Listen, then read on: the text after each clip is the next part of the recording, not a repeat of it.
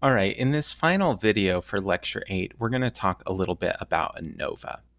So ANOVA is somewhat similar to doing a two-sample t-test, except that if you'll remember the two-sample t-test, we just compared two different groups, right?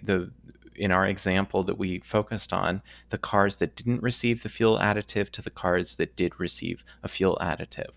Well, what if we have more than two categories? Maybe we have three categories of cars, right? Ones that didn't receive the fuel additive, one that received Formula One of the fuel additive, and another that received a second formula of fuel additive. Then we would have three groups. Well, there's a couple things that we could do in that situation. We could conduct a series of t-tests. We could first compare no fuel additive to fuel additive with Formula One. Then we could compare no fuel additive to fuel additive with Formula 2, and then we could compare the two formulas to one another, right? So we could do three t-tests simultaneously, or not simultaneously, sequentially, to be able to learn something about them in that case. But another thing that we could do is we could use something called ANOVA. So with ANOVA, like I said, we can do a difference in means test with more than two categories. Remember, with our two-sample t-test, we had a simple null hypothesis, which was just that the two means are equal to each other. So what do you think the null hypothesis might be when we have more than two categories? Well, if you said that all of the means are equal to each other, then that would be correct. So we can write that like this, where we have dot, dot, dot, indicating however many means we have. ANOVA can be used with any number of groups. Here we say that we're representing it as k number of groups. All the null hypothesis is going to be that all the means are equal. The alternative hypothesis, rather than being that the two means are unequal like it was for the t-test, is going to be that at least one category has a mean that is different from at least one of the other categories. In other words, it might be the case that some of the groups do have means that are equal to one another, but as long as at least one group has a different mean than the others, we're going to say that the alternative hypothesis is true. So for example, let's say that there's four categories. Our null hypothesis would be that mu sub 1 equal mu sub 2 equal mu sub 3 equal mu sub 4. In other words, all of the groups, all four groups, have equal means. The alternative hypothesis would be that at least one of the four is different from the others. It could be that all four are different from one another, or it could just be, as is shown here, that the first three are equal to each other, but the fourth one is different from those three. In that case, the null would be false and the alternative would be true. So again, the key thing to emphasize here is that the null hypothesis is that all means are equal. The alternative hypothesis is that they are not all equal. In other words, at least one of them is different from the others. That's the basic hypothesis that we're going to be testing, or set of hypotheses that we're going to be testing with ANOVA. All right, we'll have an example in just a moment.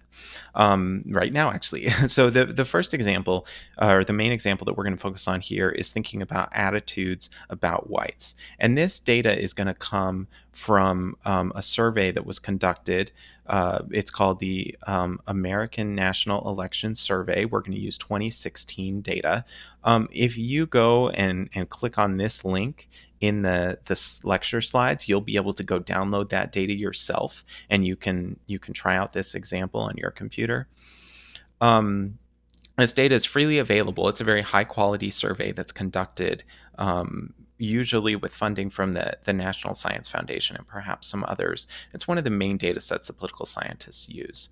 The research question we want to think about is, do attitudes about whites differ by racial identity? In other words, do people who belong to different racial groups have different attitudes about whites?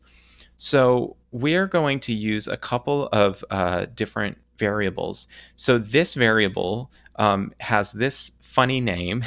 The variables in this data set tend to have these long strings of numbers, which makes them a little bit hard to work with sometimes. But this is the name of the variable, and it's going to indicate feelings about whites. Specifically, the way that this is measured is that the survey researchers asked the respondents to indicate on a thermometer scale ranging from 0 degrees to 100 degrees how they feel about a set of groups. And so they ask them about several different groups, including different religious groups, different political groups, and different racial groups, and ask the respondent to say, how warm or cool do you feel about this group on a scale from 0 being the coldest, and 100 being the warmest? So we'll look at this data in just a moment. The other main variable that we're going to use is, again, a funny string of numbers that describes the race of the respondent as they describe themselves.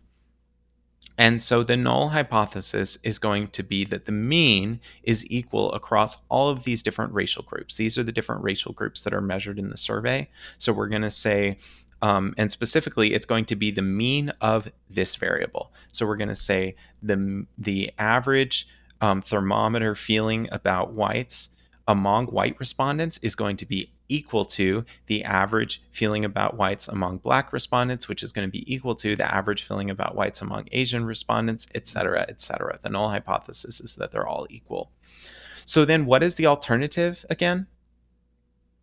The alternative is just going to be that at least one racial group has a different mean attitude than one of the others. It could be that all of these groups have different attitudes, but the null hypothesis is just that the mean is different for at least one of the groups relative to one of the others. So it could be that that white and black respondents have a different views, or it could be just that whites and Asians have different views. If any of these means are unequal, then we're going to say that the null hypothesis is true. So we're going to go and look for evidence. Do we have evidence based on the data that was collected that the alternative is true, that at least one of these groups is different than the others, or are we unable to reject the null hypothesis, which was that all the groups have equal attitudes? So this is the command to actually run an ANOVA. But before we do that, let's just go look around in the data a little bit. So this is the file. I'm going to read in the file that I downloaded from Stata. You can see that I'm using what's called a do file in Stata, which lets me keep a bunch of commands that I actually wrote a while back in 2017 and be able to run them easily. So I'm going to select these first 9 lines and click to execute those commands, and then I'm going to go over to my main Stata window, and you can see that it's read in the data set. If I go ahead and click on this, I can see the spreadsheet view, and I can see these are each row is a different respondent, and there are a ton of variables in this data set. So I'm not going to focus on most of the variables or go through them in detail. One other thing that we can see, if I just type describe, you can see that there are lots and lots and lots of variables. Let me see if we come up. Oh, I ran out of space. Let me just move my window here and rearrange things a little bit. And what you can see is that there are 4,271 observations. So that's how many people responded to this survey. It is a fairly large survey, as you can see. All right, let's go back to our do file and run some more commands. So the first thing that we want to do is just look at that race variable and see what the breakdown is among different categories. So you can see that for 33 observations, this variable is missing. We were not the researchers were not able to identify the race of the respondent. It's going to be important. This is coded as a -9 to make sure that we omit these observations whenever we do our analysis. So we're going to add an if command to the end of our observations to say only include the observations if this variable, the race variable, is greater than 0, so that we don't include these missing observations. You can see here are the different categories that we already briefly mentioned that are included in the data set.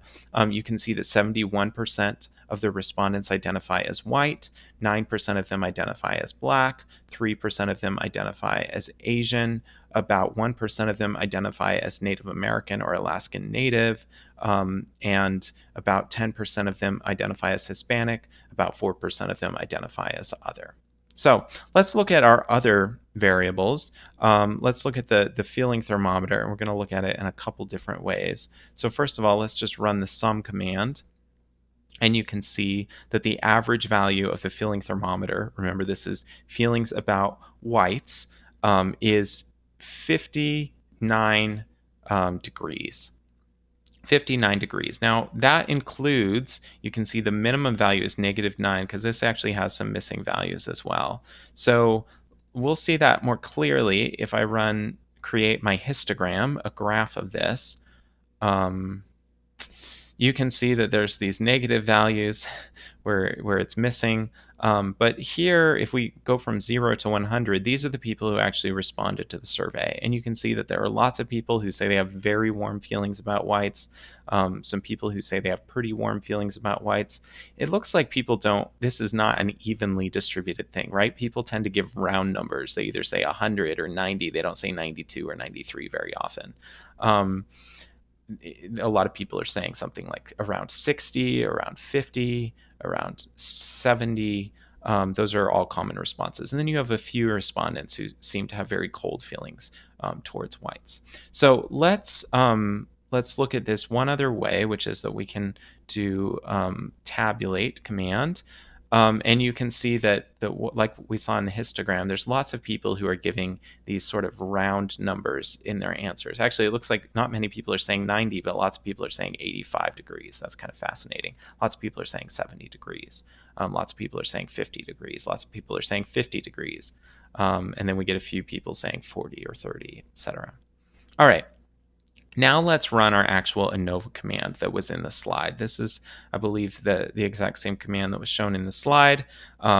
Notice that we have our if command here, which is saying we only want to include observations in the data set if the value of the variable measuring their feelings is greater than or equal to 0, and if race is greater than or equal to 0, because that way we'll leave out the observations where there are missing values. So the first thing that we want to look for is the p-value. And there's actually two different p-values that are being shown here. There's one here and there's one here. This is the main pair of p-value that we care about. That's going to give us the p-value to test our null and alternative hypotheses that we just talked about. This is to test for something else that we're not going to talk about in this class. So this is our p-value, 0.00000. So what do we conclude when we get a p-value like that? Well, we didn't actually talk about what our alpha level would be, but under any reasonable alpha level, the p-value is going to be smaller than alpha. And so we are going to say that p is less than alpha. And what do we do when p is less than alpha? We reject the null hypothesis and conclude that the alternative hypothesis must be true. So in other words, we conclude that there are some differences in attitudes among racial groups. In other words, these two variables are related. Feelings about whites is related to the race of the respondent. All we can conclude from this p-value, from this, it's called an f-test, is that there are differences among racial groups. But we can't actually say anything just based on this p-value about which groups are different from which ones. In other words, which groups have more positive attitudes. If some different racial groups have very similar or the same racial groups, all we can say is that there's at least some differences in attitudes about whites among racial groups. If we go back to Stata, though, and then scroll up a little bit, we can see a little bit more information that can help us sort some of this out. So the p-value, again, allows us to conclude that there's some differences among these groups. If we come up here, we can actually see what the average value of the feeling thermometer, the mean value of the feeling thermometer, is for these different groups. And we can see that whites, on average, have a feeling of 73 towards whites. Black respondents have, on average, a feeling of 66 towards whites. Asians also have an average feeling of 66 towards whites. Of course, if we had more decimal places, we'd probably see somewhat of a difference. But at least when we round to 0 decimal places, we get the same mean for those two. Native American respondents have an average of 70 in their feelings towards whites. Hispanics have an average of 68 in their feelings towards whites, and people who identify as other race have an average feeling of 71 towards whites. So which group has the highest, the most positive feelings about whites? Well, it's the white respondents, right? No surprise there. The group whites have the most positive feelings about themselves, right? All the other groups have somewhat less warm feelings towards whites. The most negative views, it appears that blacks and Asians have the most negative views about whites in this data set. So this is one way we can sort of get a more detailed view of what our data looks like. Here we also see standard deviations for these different groups. In other words, it looks like there's a lot more variance in the feelings among blacks than among Asians, for example. But that's not going to be a major focus of ANOVA for most of the time when people are looking at results. All right. Again, the intuition of ANOVA is that we're examining to see the variance to see whether the differences across categories are bigger than one would expect from random noise or from sampling error. That's partially where ANOVA gets its name, is thinking about variance. Um, ANOVA is actually short for analysis of variance. All right, we can think of each category as having its own subpopulation, right? Just like we thought about with a t-test dividing the population into two groups, those that got the treatment and those that didn't. We can think here about having different populations, right? A population of white respondents, a population of black respondents, a population of Asian respondents, etc. What we want to know in ANOVA is whether all the subpopulations have the same means, whether the average attitudes about whites are the same for people of all racial categories. We can estimate the mean for each category, which is what we just saw, the different means for the different categories right here. But we know that our sample-based estimates are going to be imperfect because we didn't talk to everyone in the US. Even if all categories have the same population mean, our subsample means will probably not be perfectly equal because of sampling error. In other words, since we don't have an infinite, we haven't talked to everyone in the population. This is a survey of the US. We haven't talked to every adult in the US. We're probably going to have some random noise in there. So even if the attitudes were exactly the same for Hispanics and Asians, for example, we'd probably see a slight difference in their means just because of random noise in the data. So what we want to do, just like with the t-test, is say, is the difference in means large enough that we think that it's bigger than that would be caused by sampling error or just random noise? We have to create a baseline for how much we expect the subsample means to differ because of sampling error, and then see whether those differences are bigger than we'd expect if all categories had the same population. That's what Stata is doing in the background to compute the p-value for our ANOVA. As with any hypothesis test, if p is less than alpha, we conclude the null hypothesis is implausible and we reject it. Therefore, we accept the alternative hypothesis. If, on the other hand, p is greater than alpha, we fail to reject the null and we're going to conclude nothing. The assumptions that we have to make to do ANOVA, they're very similar to what we saw for the two-sample t-test. We assume independence of observations, which again, if we get a random sample or use a randomized treatment, we can probably meet this assumption. The data set we were just looking at is a randomly collected sample. It's not perfectly random because not everyone responds to the survey, for example, but it's a pretty good random sample, so we probably meet this assumption pretty well. We assume that the variable of interest is normally distributed in each population. And again, if we have a large sample, it's probably not that big a deal if we violate this. And then we assume that the variances of all populations are equal. In other words, that the variance in attitudes among whites is the same as the variance in attitudes among blacks, which is the same as the variance in attitudes among Asians, etc. That's actually, Stata is conducting a test for that automatically. That's the first p-value that we saw at the very bottom.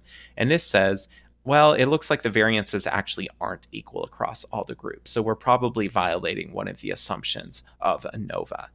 That could be a little bit problematic. If we move to something like regression, we can easily come up with a way to account for the variances not being equal. All right, if we only have two categories, the results we get from ANOVA and the results we get from a t-test are actually going to be exactly the same. Let me demonstrate that really quickly from this, this file. The way that we can do that is to conduct limit our samples so that we're only looking at Black and Hispanic respondents. So you can see I changed my if command here so that now it says only include observations where the race is either equal to 2 or equal to 5, which is indicating Black and Hispanic respondents. So when I run this code, you can see that I again get analysis of variance, my ANOVA results. Now my p-value is not statistically significant.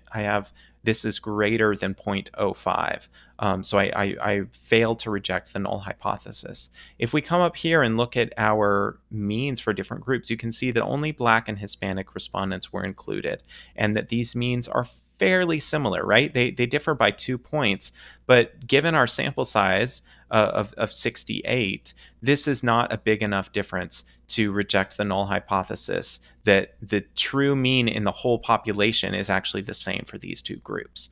It could be that this small difference is just caused by random noise or sampling error, so we're not able to conclude that they're different. So again, our p-value right here is 0.3220. Now let's do the same thing, but with a t-test. And again, I've had to get a little bit creative with how I describe things in Stata. This code is a little bit hard to read because the variables don't have names that are very easy to read, and because I had to use these if statements. But we can see the same thing. We're comparing two groups, Black and Hispanic respondents. We have that same sample size of 688 observations. And we can see that the means are, now we get more decimal places, but rounds to 66 and 68. And here we get a p-value of 0.3220, which is exactly the same p-value as what we saw before. So you can see that when we only have two categories, in fact, one-way ANOVA and a two-sample t-test do give equivalent results. The reason that we don't just always use a t-test is because ANOVA allows us to move beyond looking at just two categories at a time. And so ANOVA is actually more powerful than a t-test because it allows us to do more things.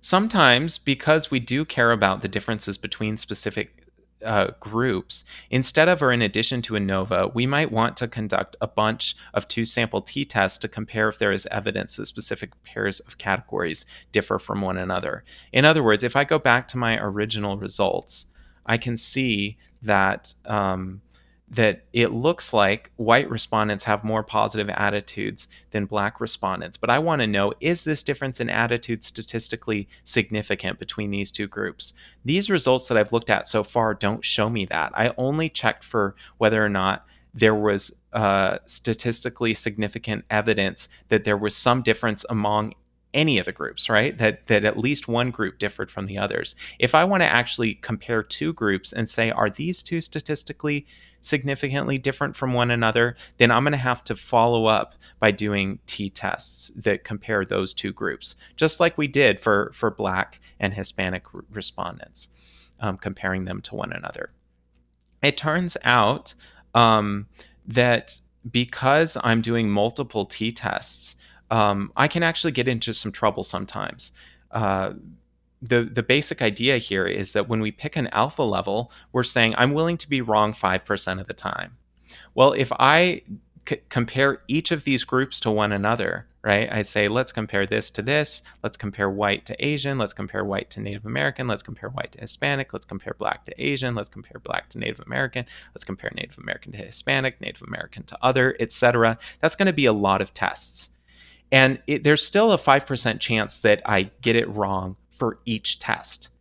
But what are the odds now that I get it wrong on at least one test? In other words, if I'm doing lots of hypothesis tests in a row, there's a decent chance that if I use an alpha level of 0.05, that I'm going to get something wrong, a much greater than 5% chance that at least one of my hypothesis tests is going to incorrectly reject the null hypothesis if the null hypothesis happens to be true. That's the basic idea here, is that when we're doing lots of hypothesis tests in a row, we're no longer saying there's only 5% chance if we make an error, if we just do a hypothesis test the way that we learned to originally by doing a simple t-test. It turns out that there's a solution to this. we can do something called a multiple comparison test or a multiple comparison adjustment. What this is going to do is it's just, instead of giving us the p-values that we would get if we use the t-test command, it's going to adjust those p-values to make it so that the probability of getting at least one false positive is going to be equal to the p-value or the alpha level. So in other words, we're just adjusting for the fact that we're making lots of tests. The details of multiple comparison tests can get a little bit complicated, and it's rather abstract. So we're not going to focus too much on the details in this class. But the basic idea is that if you're running lots of hypothesis tests in a row, you might need to make some sort of adjustment. And so Stata can do this automatically for us in the background. There's different adjustment procedures that have been developed. One of the simplest that we're going to look at is a Bonferroni adjustment. Our textbook is going to talk about a different one called Tukey honestly significant difference adjustment, I believe it's called. And so you can go look at that in the textbook if you're curious about that procedure. We're not going to go into much detail. I just want to show you really what the Stata code is to get these Bonferroni adjustments and show you what the output looks like. So let's do that. I have an example up here a little bit higher in my code. We're going to rerun that ANOVA that we originally ran. And you can see that we still get this same output, but now there's also this output at the top that we were looking at. But now there's this extra output that's coming up down here. And because we use the option Bonferroni, we're getting Bonferroni adjusted p-values. Now it's going to show us each group compared to each other group. So if we look at white respondents compared to black respondents, we can see this right here is our p-value, this second value, and it's 0.0000. That means that we can reject the null hypothesis at an alpha level of 0.05 or at almost any other alpha level that we might use. So we can conclude there's a statistically significant difference between the attitudes of whites and the attitudes of blacks about whites. This value right here is showing us how big that difference. There's a 7-point difference, which is exactly what we saw up here, right? 66 plus 7 is equal to 73. So there's a 7-point difference, and that difference has a p-value of 0.000. In other words, it's statistically significant. What about the difference between whites and Asians? The difference is also 7 points. Is this difference statistically significant? Yeah, it is, because this value is less than 0.05. Is there a statistically significant difference between Native American respondents and white respondents? No. Here we get a p-value of 1, which is clearly larger than alpha, or 0.05.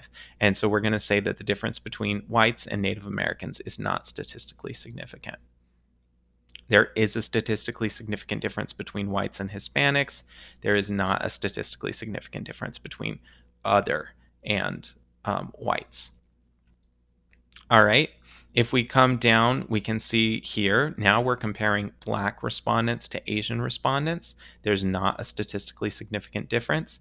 There's not a statistically significant difference between black respondents and Native American respondents, between black respondents and Hispanic respondents, or between black respondents and other respondents. Here you can see that this p-value is greater than 0.05. So that's why I said it's not statistically significantly different. But if we were to change our alpha level to 0.1, then we would say that there's a statistically significant difference between black respondents and other respondents. I'm not going to go through the rest of the table, but you can use the same idea to interpret it. All right. Using this Bonferroni adjustment, like Stata just produced for us, now we would say that if we use an alpha level of 0.05, there's a 5% chance that at least one of our rejections of a null hypothesis, if it was in fact the null hypothesis is true, sorry, let me rephrase that. With the Bonferroni adjustment that we just used, we would say that when our alpha level is 0.05, if the null hypotheses all happen to be true, there would be a 5% chance that we would reject at least one of them anyway. So that's what we're doing with the Bonferroni. All right, let's move on to talking about when you should use multiple comparison tests. These are a little bit of an advanced technique. So we're not going to focus on them really anymore in this class, but I just want to give one quick set of guidelines that might help, you might return to if at some point you're trying to decide whether or not to use multiple comparison tests, or if someone asks you to use a multiple comparison test, you're trying to figure out why they're asking you to use it. You come across a paper where they're using it, that sort of thing. So should you use a multiple comparison adjustment? It depends on what you want to know. The adjusted, like Bonferroni adjusted, and or the unadjusted p-values, they're going to tell you something different about how unlikely that particular result is if the null hypothesis were true. The unadjusted p-value tells you how likely it is to get a result this extreme for this particular comparison if the null is true. In other words, if I want to know how confident am I that there's a difference between black and white respondents, and I'm not thinking about any other tests, then I probably want to go up and conduct a t-test, much like I did here, except I did it for black and Hispanic rather than white and black respondents. In other words, I want to come and do an individual t-test like this, get a p-value here that's not adjusted, and I know that if I have an alpha level of 0.05, if the null hypothesis happens to be true, if these two means are the same in the population, there's a 5% chance that I'm wrong about my conclusion for this group. If I use adjusted p-values, then that's telling me how likely it is to get at least one result this extreme out if all of the null hypotheses are true out of all the comparisons that I'm doing. So it's really, am I thinking about what are the odds of being wrong on this one test versus I'm thinking about, I'm doing a whole batch of tests, what are the odds of being wrong on at least one of them? That thinking about what are the odds of getting them wrong on at least one of them is what I'm doing when I use an adjusted p-value, Bonferroni, or some other type of multiple comparison test. When you look at different areas, different disciplines, different policy areas, there's going to be different practices that are standard with regards to using multiple comparisons. So some of you might encounter this a lot, and others of you will probably hardly ever see multiple comparison tests being used. All right, that's it for this lecture. I've again given you some review questions as the last slide that you can go over on your own, but I'm going to leave things there. So I'll see you in lecture 9.